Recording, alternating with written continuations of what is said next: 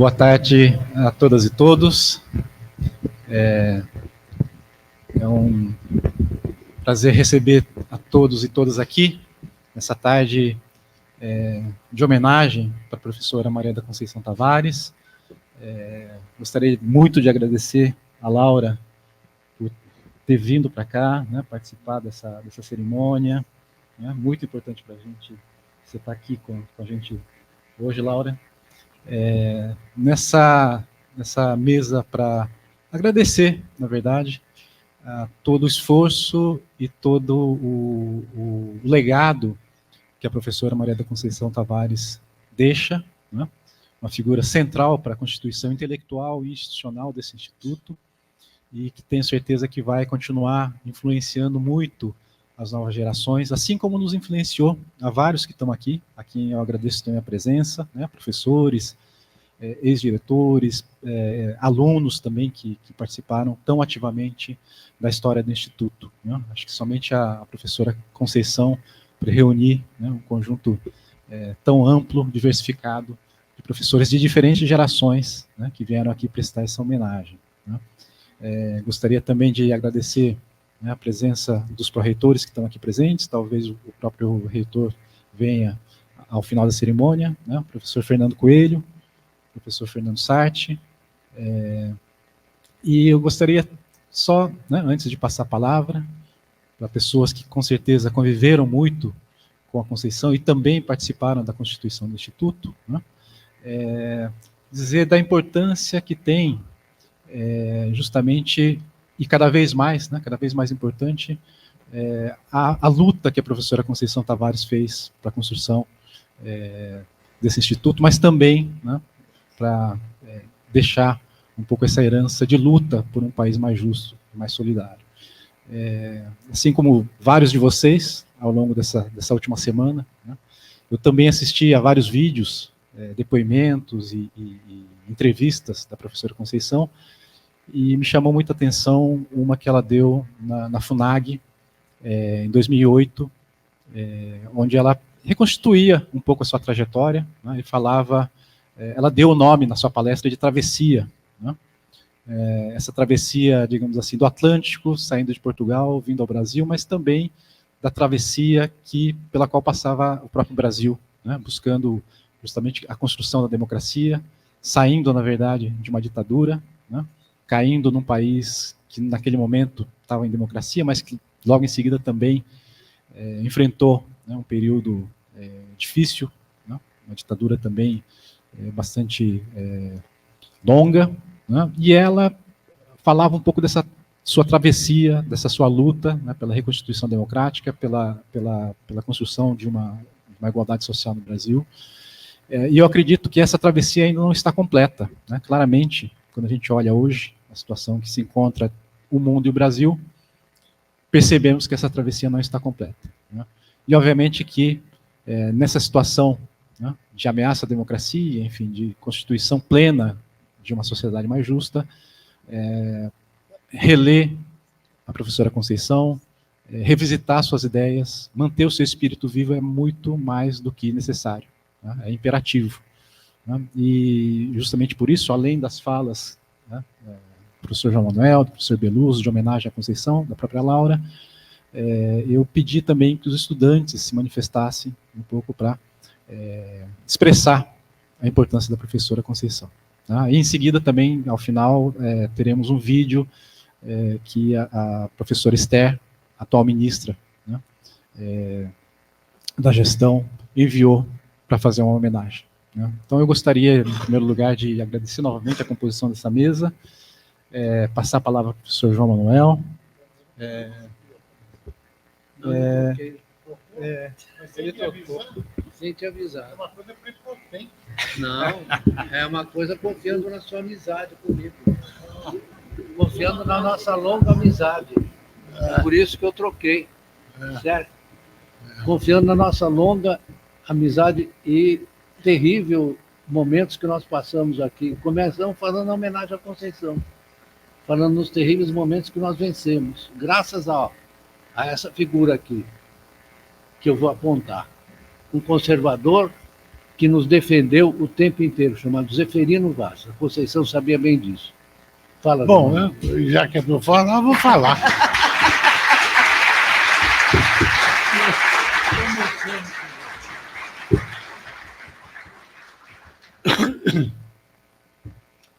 Vou falar o seguinte. Eu vi a Conceição 2 vezes antes dela se instalar aqui.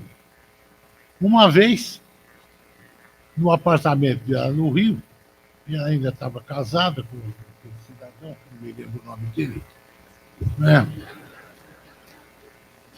E estava muito alegre, tocando violão, com chale. Ia aparecer, eu fui, Beluso, que o Wilson Cano foi, o Gonçalves não foi. Foi? Você foi? Então você foi. Então, ela olhou aqueles meninos e disse, esses meninos são meio malucos. Não disse assim, porque ela, ao contrário do que as pessoas pensam, ela era extremamente gentil quando não estava discutindo. Estava sempre discutindo, é verdade. E nos recebeu muito bem, mas diz, vocês querem fazer um negócio lá em Campinas? Ela estava se preparando para ir para o Chile. Foi antes de ir para o Chile. E nós olhamos e tal, gostamos muito dela, um encanto de pessoa como era mesmo. Né? As pessoas não sabem que a Conceição é uma pessoa muito doce. Apesar de gritarias, de berrarias, às vezes de agressividades gratuitas, quando espremia tudo, aparecia uma pessoa muito doce. E aí foi a primeira vez que nós viemos para cá. Eu até comentei com o Beluso, e o Beluso, essa Conceição acha que a gente é louco, quer fazer um negócio no meio do mato. E, aliás, muita gente achava mesmo que nós éramos desvairados, que queríamos fazer uma universidade no meio do mato. Isso aqui, onde vocês estão, era um canavial, o Zeferino, éramos no total dos professores da Unicamp, no máximo uns 15 professores, albergados no Colégio Culto à Ciência. Nós, da economia, tínhamos uma mesa só, que, aliás, está aqui no Instituto. E, muito bem. Segunda vez, Conceição volta do Chile e me procura e diz, eu quero dar aula em Campinas. Foi até um jantar. Ela ficou brava porque eu paguei a conta. O feminismo dela reagiu. Mas aí eu não tomei conhecimento também. Não há problema. E eu digo, tá bem. Era um risco. Estávamos em plena ditadura, em plena perseguição aos comunistas.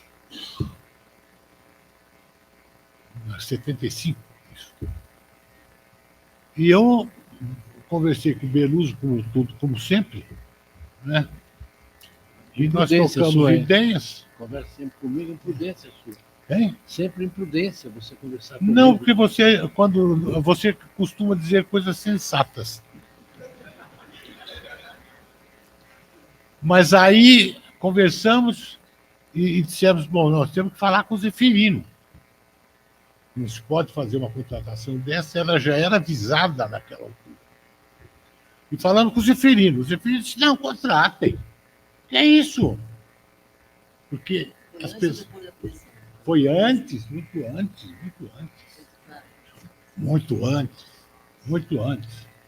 O Zeferino, para quem não sabe, eu vou contar alguma coisinha. O Zeferino tinha sido reitor em Brasília na ditadura. Depois que o Darcy tinha saído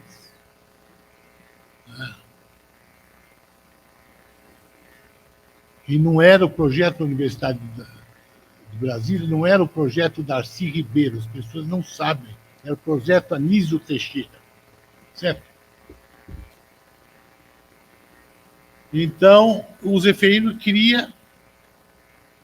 voltou para cá, porque não aguentou os militares, porque dizia que estão botando professores para fora, e o Zeferino tinha um enorme sentimento da dignidade da universidade. E os conservadores, sim. Veio para cá, primeira coisa que ele fez é o seguinte: o SNI aqui não entra. Não tem triagem ideológica. Se tivesse triagem ideológica, vários que estão aqui sentados não teriam sido professores da Unicamp. Certo? Ele disse, aqui não. Aqui não é jeito nenhum. E um dia, conversando com ele em São Paulo, onde eu ia aos sábados conversar com ele no gabinete dele que ele tinha na USP ainda, eu disse, professor, por que o senhor tem essa atitude? Ele disse, meu filho, é o seguinte, eu assisti o que os militares fizeram em Brasília, e se eu ceder uma vez, eu cedi tudo. Então eu não cedo nada. E não cedeu mesmo. E disse, contrate a professora Conceição. Por que não? Ela é competente, ele perguntava. Ela é competente, digo, muito, muito competente. Então, pode contratar. Aí o Belusa sabia, na hora dessa conversa, contratamos a Conceição, que veio se agregar ao nosso grupo e trazer a sua inteligência magnífica, né? E mais do que isso, que as pessoas não sabem, né? Em geral, não imaginam o seu espírito de equipe. Porque esse instituto não foi construído por 1 ou 2 ou 3 pessoas. Foi construído por um conjunto de pessoas das quais ela fez parte e parte importante. Claro que ela trouxe uma bagagem, eu, Beluso, por exemplo, trouxemos outra, porque tínhamos outra formação, e, na verdade, nós tínhamos avançado, mesmo na economia, nos aspectos, ela tinha avançado nos outros, mas, enfim, houve uma equipe, isso aqui se deve ao trabalho coletivo em que a Conceição teve muita importância. Então, precisa ficar isso muito claro. A segunda coisa que eu quero deixar claro é o seguinte, isso para os jovens. Quando a Conceição chegou ao Brasil, grávida da Laurinha, em 1954. Não. Vamos fazer o abatimento de 30%. Ela era portuguesa, nascida em 1930. Portanto, quando ela chegou aqui, ela tinha 24 anos. Ela já tinha sido do Partido Comunista Português. As pessoas não dizem isso. Ela tinha uma formação humanística ampla. As pessoas acham que a Conceição era simplesmente uma economista. É um engano completo. E ela conhecia muito bem literatura portuguesa, seguramente, mas ela conhecia a literatura francesa, ela conhecia a literatura inglesa, que era rara no tempo dela. Por exemplo, eu não conhecia nada de literatura inglesa. Só muito depois que a Liana, aliás, me apresentou, porque e a literatura americana eu sabia alguma coisa lendo na Faculdade de Direito, nas aulas chatas, sentadas na última fila. O professor falava e eu lia Faulkner. Pronto, tudo bem. Certo? Então, é preciso entender que ela era, antes de tudo, uma intelectual, que é uma coisa, uma espécie em extinção. Ela não era uma economista profissional. Era também. Certo? Mas a posição dela diante do mundo já tinha sido tomada na sua base. Certo? Isto é, ela era uma crítica radical do capitalismo. E disso que se trata. Não se trata de heterodoxo. Que heterodoxo? Ela era uma crítica radical do capitalismo nas suas várias dimensões, não só econômicas, mas também humanas. E daí, na verdade, a grandeza dela para mim. Essa postura diante do capitalismo global, esse humanismo, desculpa usar essa frase, essa palavra. Conceição Tavares era uma humanista no melhor sentido da palavra. Portanto, muito mais do que uma economista profissional. Como todos nós. Esse instituto foi construído por pessoas que sabiam economia, mas eram, antes de tudo, pessoas de cultura. Certo? Precisa ficar muito claro isso, porque senão é uma embrulhada. Certo?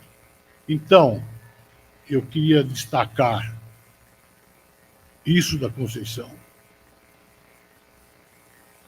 Uma crítica radical do capitalismo. Sempre fez, sem medo. Eu não conhecia o medo. Até era temerária em alguns momentos. Mas não tinha medo nenhum.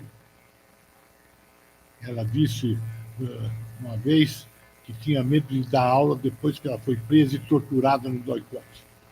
É verdade. Foi salva por interferência do Severo Gomes e do ministro Mário Henrique Silva, que falaram com o general Golbery da Couto e Silva. Certo? E disse: eu tenho medo de dar aula. Aliás, porque havia nas aulas os espiões. E aqui, não no instituto, lá no departamento ainda, né? Vou falar para terminar isso, o departamento tinha um espião de plantão. A gente sabia, era ele. Todo mundo sabia que era um espião. É uma coisa fantástica, formidável. Até o que é isso? Né? Então, são esses pontos fundamentais que eu acho que são a herança dela. Não ter medo de criticar em profundidade, não tolerar acomodações. Era uma mulher que não tolerava acomodações. Era uma mulher que não era uma profissional, que é o que o capitalismo forma para bestificar as pessoas. Certo? Isto é, para estreitar o ângulo de visão das pessoas. Ela era isso, na minha visão, ela é. Não vou recordar os momentos muito agradáveis e muito que passamos juntos nesses 20 anos. Não, primeiro, ela me ajudou na tese. E ela era danada, desgraçada. Tinha uma mesa de cozinha. Tinha uma mesa de cozinha, uma máquina vagabunda, uma empregada horrível, que dizia: senhor, quer tapas? Horrível, cozinhava muito mal. E a Conceição, como não prestava atenção no que comia, se punha na frente dela, ela comia qualquer coisa. Certo? E eu redigi uma versão inicial na tese e eu tinha cometido um erro. Não invalidava a tese, mas era um erro muito imperceptível e que poderia prejudicar o raciocínio. Ela foi direto. Pum. Pegou. E eu tive que refazer tudo por causa desse erro. E agradeço a ela até hoje por isso. Né? E as nossas viagens pelo México. Ela me fez entrar, meu pai do céu. O México é uma coisa horrorosa. Ela me levou num negócio, numa cidade chamada Cholula, onde tem 7 pirâmides, uma em cima da outra. E tinham aberto 2 pirâmides. Ela disse, oh, não, você vai entrar na pirâmide. Eu tinha que entrar assim. Eu não sei a coragem que Deus me deu naquele momento de eu entrar.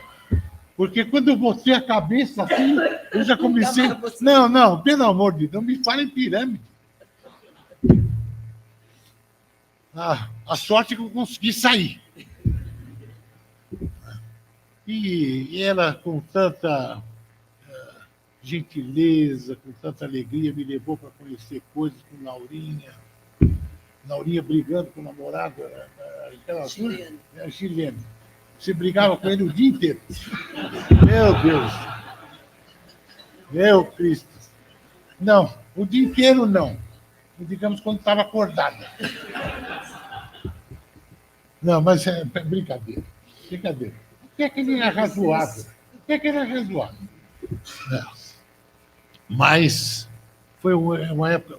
Me lembro da tese de doutorado que ela fez na minha casa. Não sei como é que era possível. A Conceição tinha uma capacidade de abstração absolutamente inacreditável. Porque a minha casa estava cheia de crianças jogando almofada uma das outras, e ela escrevendo, a almofada passava assim, e ela continuava escrevendo, não levantava. Depois a tese de docência foi na minha casa, a tese titular foi um pedaço da minha casa e um pedaço da casa do Luciano Coutinho.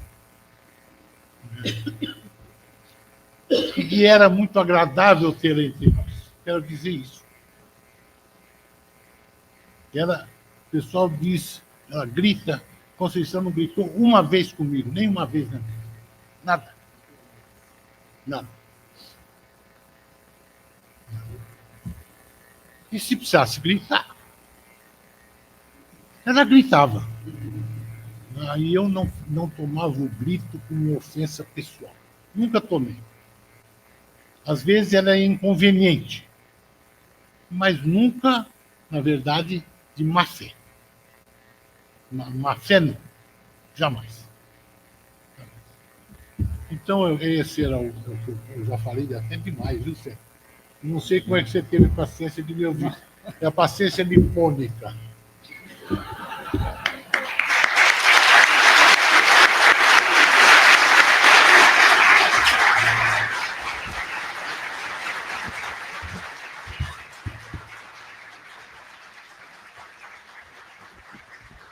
Obrigado, João.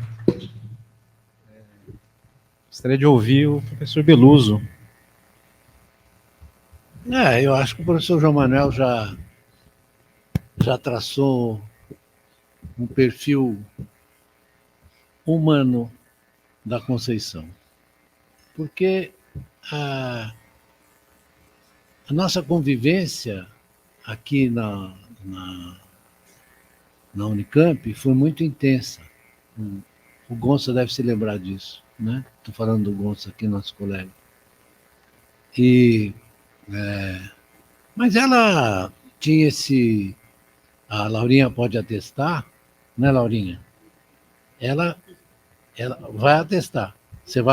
Ela conversava assim, ela na verdade, se indispunha com as próprias ideias e com as ideias do parceiro ali, do parceiro. Parceiro. Então, é o seguinte, quantas vezes... posso contar uma história? Eu vou contar várias histórias, porque isso dá calor na exposição. Porque senão a gente fica falando que nós escrevemos tal coisa, eu não vou falar nada disso.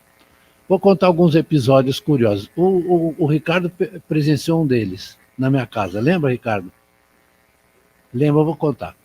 Vou contar depois, mas eu vou contar, antes de mais nada, quando ela veio aqui e ela começou a observar as teses que nós estávamos fazendo. Você foi trabalhar no México com ela, né? Você, Laurinha. Que era maluco. Ela falou que eu era maluco também. Ela falava isso, mas era era uma espécie assim de estímulo, sabe? Ela falou que era maluco. Ela chegou, não sei para quem, no Chile, acho que a Laurinha não sabe, ela falou, tem um maluco lá que quer escrever uma tese sobre teoria do valor. né? Você lembra disso? Eu estou confirmando que ela falou, não foi? O maluco era eu. Bom, aí eu sempre fui meio maluco mesmo, tanto que fui presidente de um clube de futebol, né? Mais maluco que isso é impossível. Mas, pois é. Então, quando ela voltou, ela discutiu a minha tese o tempo inteiro comigo. E foi muito importante para eu ir, como disse o João Manuel, para eu ir avançando, tirando coisas, colocando coisas. Por exemplo, o último capítulo, que é um capítulo sobre a tendência decrescente da taxa de lucro, que era muito distinta daquilo que os marxistas naquele momento estavam dizendo, né? Foi muito interessante sobre a questão da transformação de valor e preço, né? Que hoje em dia o pessoal faz continha, quando o que o Marx estava falando é de uma mudança de forma. Esse tal de Marx tinha essa mania, né? Ele tinha a construção das formas, então ele tinha essa mania, esse tal de Marx. E ela entendia perfeitamente, ela era de uma cuidade intelectual assim impressionante, porque ela ia nos pontos, ela conseguia entender o que o outro estava dizendo. Agora, o entendimento tinha sempre uma rejeição. Da primeira vez que você falava, ela falava, não é assim. Por isso que eu vou contar a história do Ricardo, que é o seguinte, nós estávamos lá discutindo, o que nós estávamos discutindo, Ricardo? Era um documento qualquer do PT, né? Era um documento do PT, eu não me lembro bem qual era. Mas aí nós começamos a discutir, e aquela discussão que as pessoas ficavam ofendidas, não era para ficar ofendido, você tinha que continuar discutindo. Aí ela, do jeitão dela, o que ela fez? Pegou os papéis que estavam em cima da mesa e falou, vou-me embora porque você está me atrapalhando. Falei, tá bom, você vai embora. Né? Aí ela foi embora. Meia hora depois, bate na minha porta. Você lembra disso, Ricardo? Bate na minha porta. E ela fala assim, não é que você tinha razão? Certo? Então, como é que você não vai celebrar a convivência com uma pessoa dessa? E mais do que o João Manuel disse, é muito preciso o que eu queria sublinhar. Aqui foi um trabalho coletivo.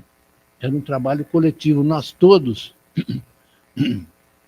Não há ninguém que escreveu naquela época, posso dizer depois também, uma tese, um trabalho, etc., que não tivesse tido a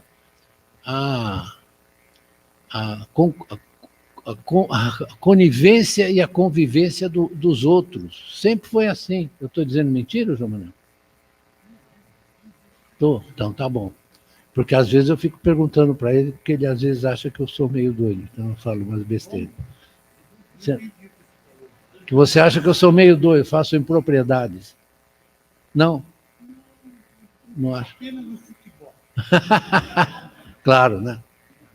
Mas, enfim, então eu tenho vários episódios que eu posso contar dessa convivência, dessa conivência intelectual. Por exemplo, quando a João Robson veio aqui, alguém lembra? Por isso é que eu perguntei, alguém lembra? Não lembra, né? Braga lembra. Braga, você lembra você lembra? Maria Hermínia também lembra. Você Sim. Não, ela veio aqui. Então, eu vou... Não. A João Robson. Não. A João Robson veio aqui, estava sentado. Eu fui escalado, infelizmente, para, junto com ela, fazermos um debate em torno do como nós concebíamos o Keynes aqui em Campinas. Vocês sabiam disso? Não. Eu estou olhando para os mais velhos aí. Bom, então... Não, eu não contei para ninguém. Não, eu conto pouco, eu não fico falando essas coisas, mas... Então, aí me convidaram para fazer a homenagem a ela, João Robson, etc. E aí eu falava, ela falava, nós trocávamos... Você estava nessa reunião, João Menino? Não, você não estava com ela aqui? Não. Ah, você ficou no México? Eu estava no México, eu estava exatamente fazendo a tese no México. Ah, eu esqueci disso. Eu era diretor do Instituto, eu falei, 7 meses não vai ser demitido. É verdade. A barra aqui era pesada, mas eu não lembrava que você estava no México. Mas, enfim, começa aquela discussão sobre o Keynes. Eu falava uma coisa, a Conceição falava outra. Não sei, talvez um mais velho tenha visto, não sei. Aí, bom, terminada a sessão, eu estava me dirigindo, em 1979, eu estava me dirigindo a Belgrado, para uma reunião do Fundo Monetário que acabou sendo trágica para o Brasil. Que é a famosa reunião em que o nosso Paul Volcker subiu a taxa de juros. Bom, mas o que eu queria contar é o seguinte, eu fui me despedir da João Robson e da Conceição, elas estavam sentadas ali, era IFCH ainda naquele tempo, IFCH, sabe que a minha memória também manda grande coisa, mas era o IFCH, elas estavam sentadas ali naquele gramado que ficava em frente, né? Eu fui me despedir da João Robson, ela disse, vocês dois mostraram que aqui em Campinas, desculpa falar isso, viu, mas vou falar, que aqui em Campinas é o único lugar no mundo hoje em dia que se conhece bem o que escreveu John Maynard Keynes. Sabiam? Eu tenho vontade até de chorar. Verdade mesmo.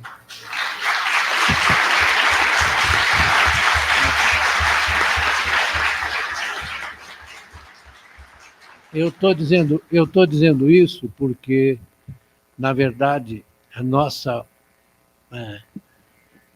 disposição para discutir, para aprender, para compreender, para não, na verdade, não segmentar. Então, o Marx é uma coisa, o Keynes é outra, né? Isso é muito ruim, porque isso empobrece o debate, empobrece o conhecimento, né? E eles têm muitas convergências. E eu não quero dizer que o João Manuel falou da tese Ciclo e Crise, que é a livre-docência dela. Livre-docência? Titular, que ela escreveu na casa do Luciano. Metade na sua casa, metade na casa do Luciano. Mas eu tenho certas coisas que eu não vou mencionar, porque são... Não, porque você sabe o que eu vou falar. Não, deixa eu falar, eu passo. Ele tem mania de, assim, falar as coisas para mim desse jeito. Eu também falo para ele de vez em quando. Não, o que eu queria dizer é que ali houve um episódio, ela era tão obcecada pelo trabalho que ela estava fazendo, que ela ficava o tempo todo sentada escrevendo e conversando com a gente, comigo e com o Luciano, ou comigo e com o João Manuel. E eu comecei a ficar preocupado, porque ela não se levantava nem para comer, Laurinha. Você sabe, nem para comer. Eu falava, você precisa comer, Conceição. Aí teve uma hora que eu e o Luciano pegamos ela, fechamos o que ela estava escrevendo e levamos ela para a cozinha, para ela comer, porque ela não cedia, né? Então, o João Manuel falou uma coisa que é muito importante a gente sublinhar, né? Ela é uma pessoa comprometida com a cultura, com a vida cultural, né? Ela tinha uma cultura literária que é muito rara, desculpe eu dizer isso, é muito rara nos economistas, né? Tem alguns que têm de uma maneira mais intensa que a gente precisa ter porque a literatura faz parte da vida humana e, portanto, a economia também, né? Pode dar.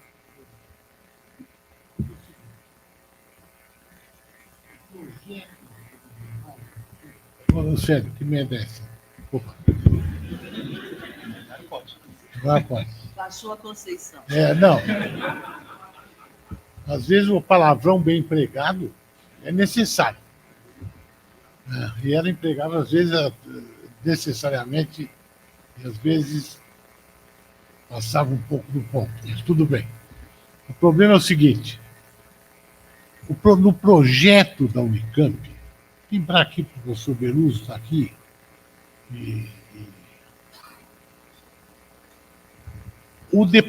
a economia era um departamento do Instituto de Filosofia e Ciências Humanas. Certo. 2, havia um básico de ciências humanas para depois haver o curso de economia. Como, era o projeto Anísio. Lá no meio lá do campus, lá tem os prédios do básico. O sujeito entrava na universidade e depois de 1 ano e meio ele escolhia o curso. Nós conseguimos manter o básico de ciências humanas muito tempo. O básico da universidade foi destruído pelos engenheiros e pelos médicos.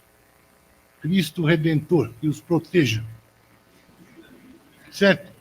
Não, é verdade. Porque eles diziam que não eram competitivos se houvesse mais 1 ano e meio. Certo. Porque o curso era um curso de ampla entendimento cultural. Do mundo. Né? Por exemplo, isso você deu aula lá, eu também dei. Tem. Né? Então, isso era muito importante para os médicos e engenheiros, mas acabou prevalecendo o quê? Acabou prevalecendo a cisão, A a especialização. especialização, que era o quê? A visão detestavelmente positivista da ciência. Ou burguesa. Positivismo. Burguesa. Eu chamo de positivista burguesa, tá bom? Vamos combinar. Positivista burguesa da ciência. É uma coisa Não. terrível, Terrível. porque nós tivemos que desmontar o Instituto de Ciências Humanas, sair de lá, porque também os sociólogos, antropólogos, linguistas não entendiam que devia ter eles queriam uma coisa para eles, para especializar. Não, mas eles nos chamavam de tecnocratas. Eu vou contar. Era pouco. Eu vou contar. Não era porque tecnocrata. Eu debati o tempo inteiro com o Michel Debrun, que era um sujeito cara razoável. Você lembra dele?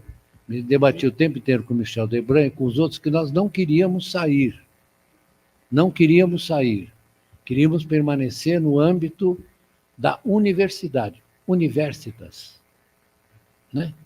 Universidade, universalidade. É isso que nós queríamos manter. Para impedir que, na verdade, a economia fosse escanteada e se transformar nessa porcaria que ela é hoje. Vocês desculpem eu falar. A economia tal como ela é vista hoje é uma agressão à vida humana.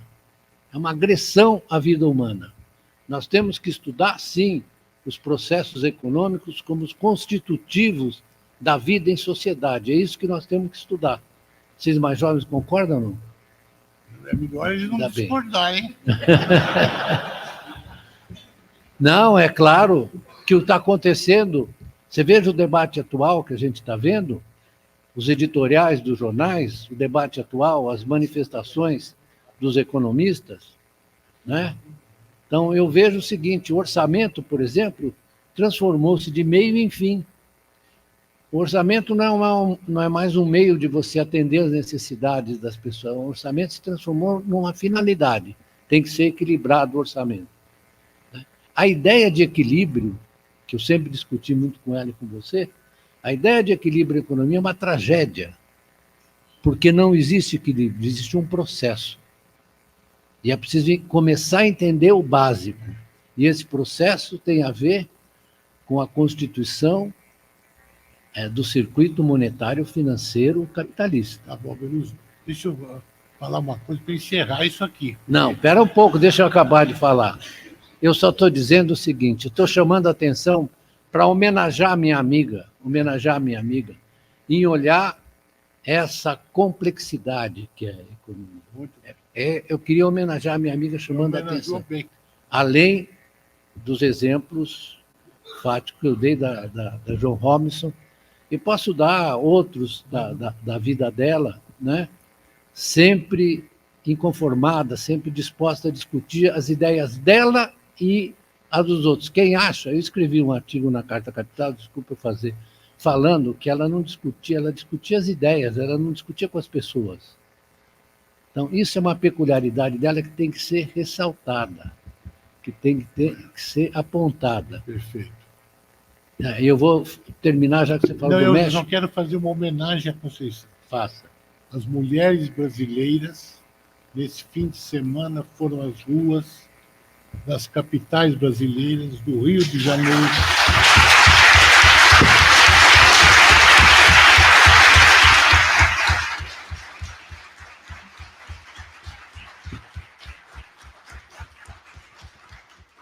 A alma dela estava lá. Eu só espero que os homens brasileiros imitem as mulheres que saíram na rua, que é preciso sair na rua agora, do jeito que o Brasil está. Preciso sair na rua, já parar com esse negócio, para sair para a rua.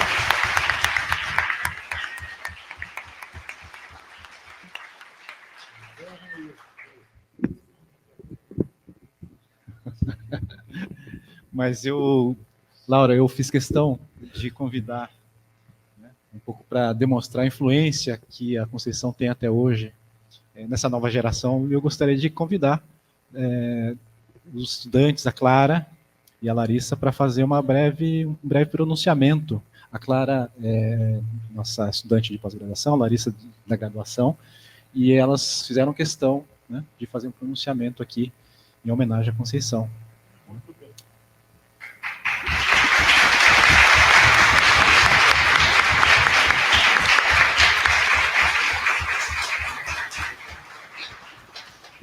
Desculpa, Lorena. Falei Larissa. Errou tudo, Errei. Desculpa. Lorena. Essa é Clara.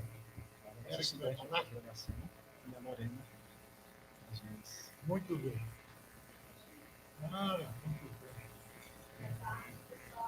Fala mais perto. Acho que está desligado. Boa tarde, vocês conseguem me escutar? Pessoal, meu nome é Clara, eu entrei na graduação aqui no IE em 2018 e eu estou no meu 2º ano do mestrado, então sou formada pela casa, estou aqui na pós-graduação e eu vim prestar uma pequena homenagem dos alunos da pós-graduação do Instituto de Economia à professora Conceição Tavares. Eu peço desculpas porque eu vou ler, mas as emoções são muitas também e são muitos anos de prática para a gente chegar nesse nível de oratória que só conseguir falar, né? Então, a escolha de muitos de nós pela pós-graduação no Instituto de Economia, ela é atravessada de uma forma ou de outra pela vida da professora Conceição.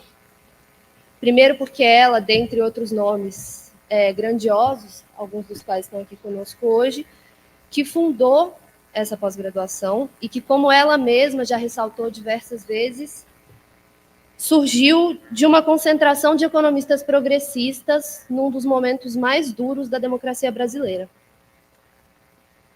Em segundo, porque a nossa formação acadêmica nessa casa, ela também é fruto de tudo que a professora construiu enquanto intelectual, de sua interpretação do capitalismo brasileiro, da sua capacidade ímpar de articulação de ideias e da maestria que qualquer contato com a produção da professora muito facilmente demonstra. Mas o legado da Conceição Tavares, ele ultrapassa qualquer produção acadêmica. O que Maria da Conceição Tavares nos deixa é de uma potência que é possível sentir e reconhecer em qualquer canto desse instituto, mesmo algumas gerações depois de sua fundação. A gente percebe a professora nas salas de aula, com certeza, mas também nos corredores, nos debates, às vezes um pouco acalorados entre os nossos professores, que foram alunos dela ou alunos dos alunos dela. Na importância que essa casa dá à justiça social e, sobretudo, ao livre pensar.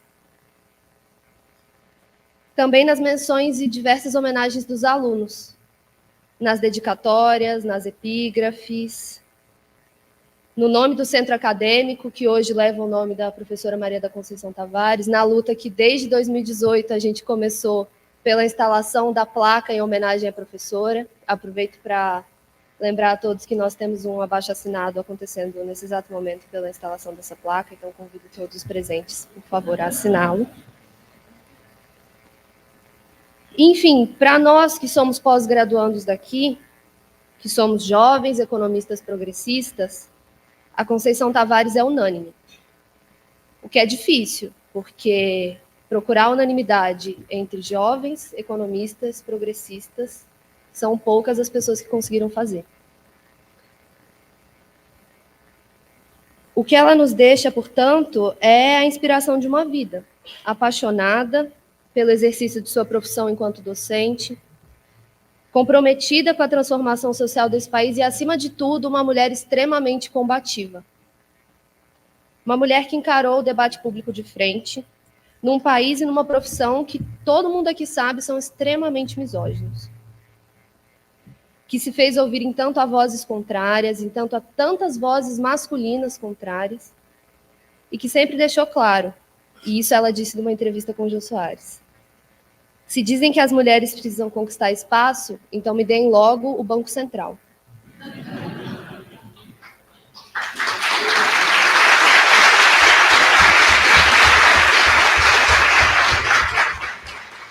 Então, Laura, os amigos e os alunos aqui presentes, nós prestamos as nossas condolências pela partida da professora e deixamos também a saudosa lembrança, nesse momento de dor, da fala que ela traz no encerramento do programa Roda Viva em 1995, em que ela fala que é dor, mas também é raiva e, portanto, energia para seguir lutando. A professora, que agora descansa, o nosso mais sincero obrigado.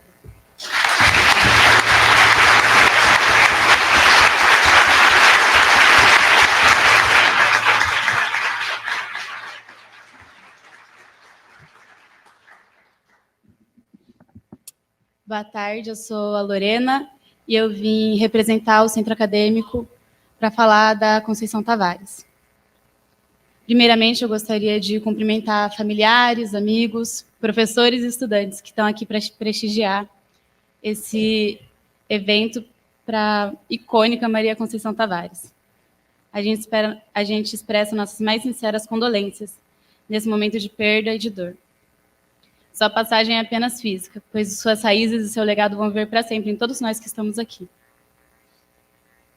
Enquanto centro acadêmico, entendemos que a importância da maior economista da história desse país ultrapassa as barreiras do acadêmico e do teórico.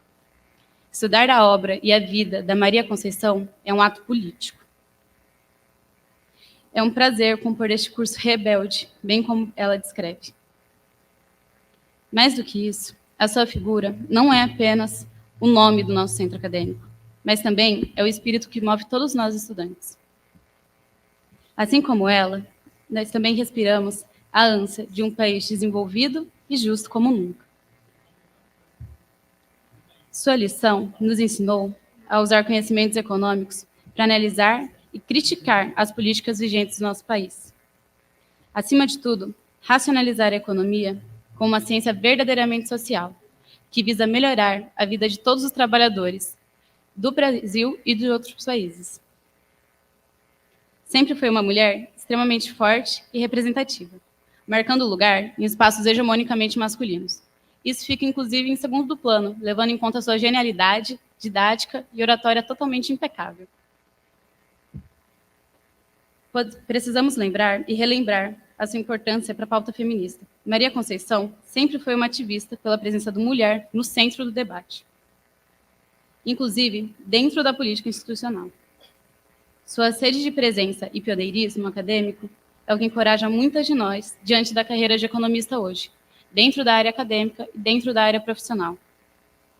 Além disso, como uma pessoa que sempre defendeu a luta estudantil, entendia que o combate não era apenas uma questão de reivindicações imediatas, mas parte de um movimento muito mais amplo, que preza pela transformação social e justiça econômica. Para ela, a organização coletiva que o corpo estudantil representa é um reflexo de uma juventude que tem sede de justiça e de mudança.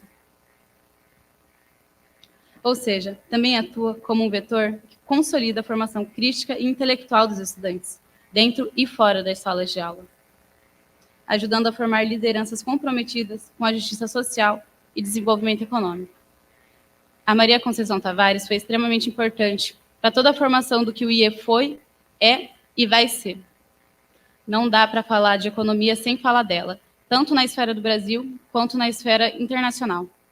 A Maria Conceição Tavares viveu, vive e vai para sempre viver, dentro de todos que consomem a sua obra e todos que vão consumir posteriormente.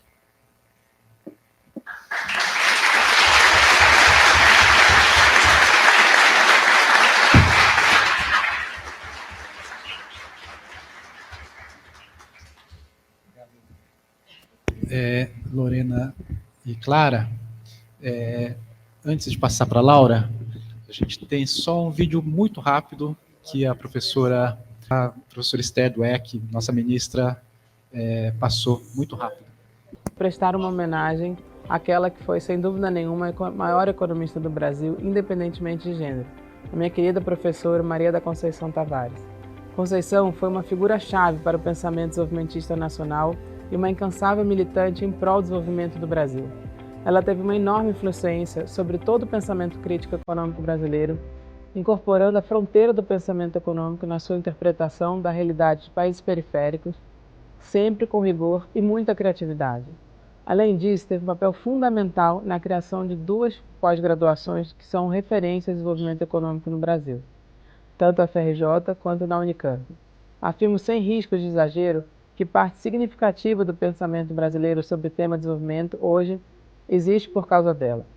A Conceição era uma intelectual completa e deu enormes contribuições à macroeconomia, à economia política internacional, sempre tendo como preocupação central o destino da maioria da nossa população historicamente excluída, discriminada e superexplorada. Nas palavras dela, num contexto na década de 90, ela discutia que uma economia que diz que primeiro precisa estabilizar e depois crescer, depois distribuir, é uma grande falácia. Nem estabiliza, cresce aos solavancos e não distribui. Tem que fazer tudo ao mesmo tempo, como ela falava, estabilizar, crescer e distribuir. Acrescento, com o que ela com certeza concordaria, é que tudo isso deve ser feito respeitando o meio ambiente e de forma completamente democrática. Aliás, ela foi uma incansável na luta pela redemocratização brasileira. Esse tem sido o mote do governo do presidente Lula: promover a soberania nacional, com zelo aos recursos naturais e a promoção do bem-estar da população, contribuindo para a consolidação do Brasil como um país mais desenvolvido, mais inclusivo, menos desigual e ambientalmente responsável.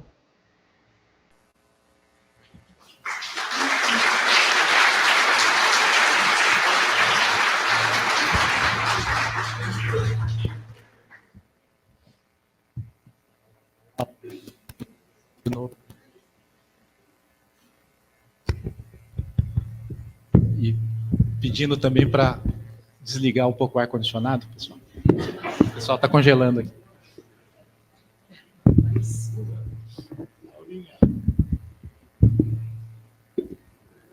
Bem, meus queridos, minhas queridas, é um duplo prazer estar aqui, mas a minha palavra principal nesse momento, João Manuel, Beluso, é de agradecimento.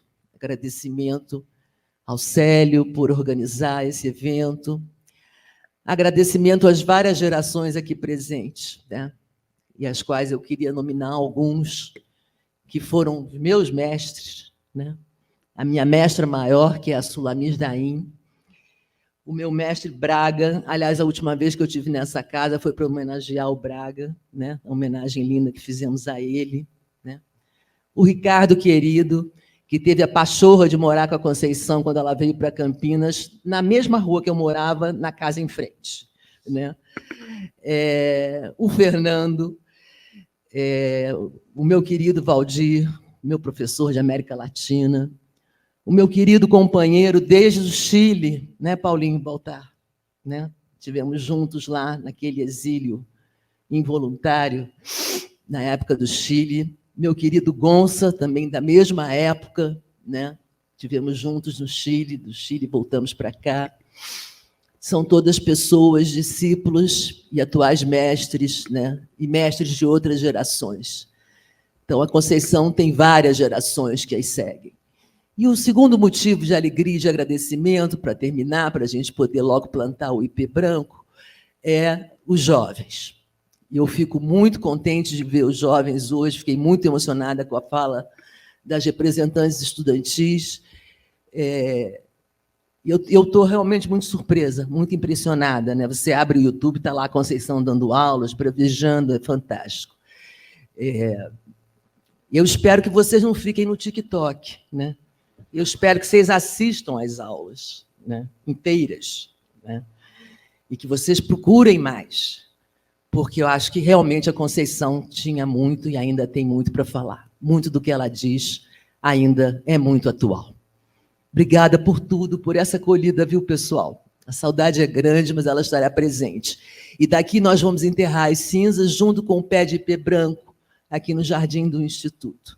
E eu queria terminar, para ser rápida, ler uma poesia do William Blake, que me inspiraram, que me mandaram no dia que ela faleceu, que é o seguinte: um veleiro passa na brisa da manhã e parte rumo ao oceano. Ele é a beleza, ele é a vida. Olho até vê-lo desaparecer no horizonte. Alguém diz ao meu lado, ele partiu. Partiu para onde? Partiu para longe do meu olhar. É tudo. Seu mastro continua alto. Seu casco ainda tem força para carregar sua carga humana. O desaparecimento total das minhas vistas está em mim, não nele. Exatamente no momento onde alguém diz ao meu lado, ele partiu, existem outros que, vendo-o apontar no horizonte e ir na sua direção, exclamam com alegria, ele está chegando. Obrigada, gente.